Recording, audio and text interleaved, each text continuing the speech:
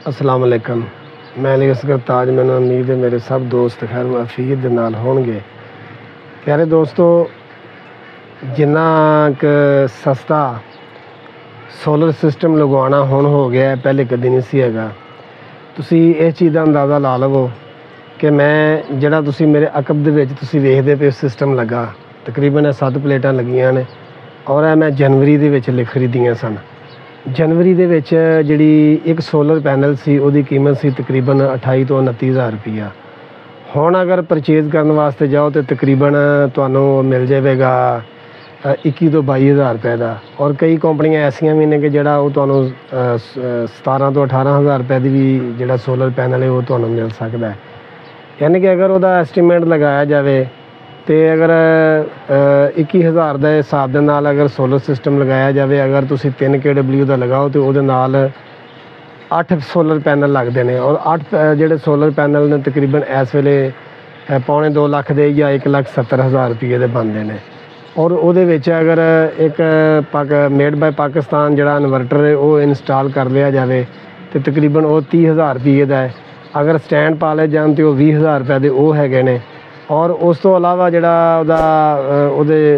जोड़े बॉक्स वगैरह या ब्रेकर वगैरह या चेंज ओवर वगैरह जोड़े होंगे ने या तार वह जोड़ा खर्चा अगर पा लिया जाए तो वह भी तकरीबन तुहाडा एस्टीमेट अगर लगाया जाए तो वह भी कोई 15 हज़ार रुपया वो भी बन जाता है।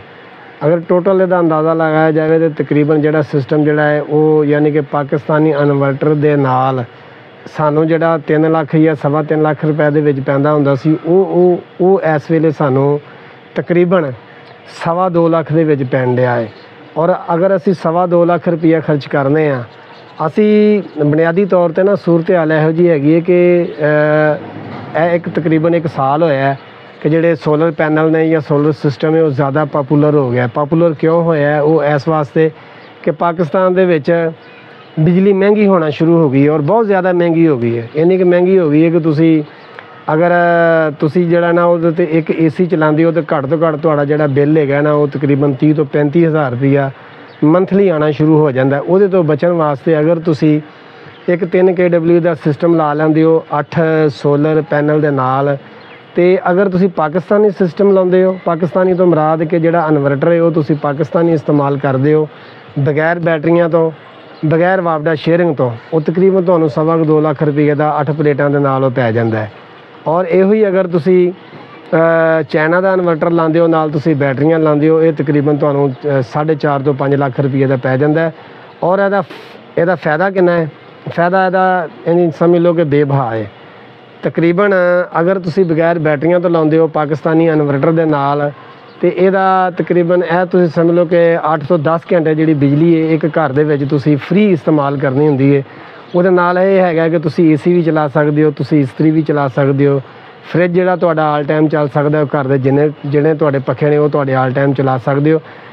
घर दे विच जिहड़ी पानी वाली मोटर है वो तुसी चला सकते हो। ये जिहड़ियां चीज़ां ने तुहाडीਆਂ बड़ियां जरूरी होंदियां ने, घर दीयां अहम जरूरतां ये होंदियां ने। लेकिन ये जिहड़ियां सारियां चीज़ां ने बेहक वक्त नहीं चलदियां, इन्हां नूं घर दे विच चलाउण वास्ते थोड़ा जिहा मैनेज करना पैंदा है। और मैं समझदा वां कि जिवें सोलर पैनल सोलर सिस्टम इस वेले सस्ते होए ने, उस सानू इहदे तो भरपूर फ़ायदा उठाना चाहिए है। और हर घर नूं ये सोलर सिस्टम जिहड़ा है वो ज़रूर लवाना चाहिए है। मशवरे वास्ते मेरा टैलीफोन नंबर स्क्रीन पर चल रहा होएगा, किसी भी वेले तुसी WhatsApp दे उत्ते वॉइस मैसेज कर सकते हो। अली असगर ताज नूं नवें व्लॉग तक इजाज़त दिओ। अस्सलाम वालेकुम।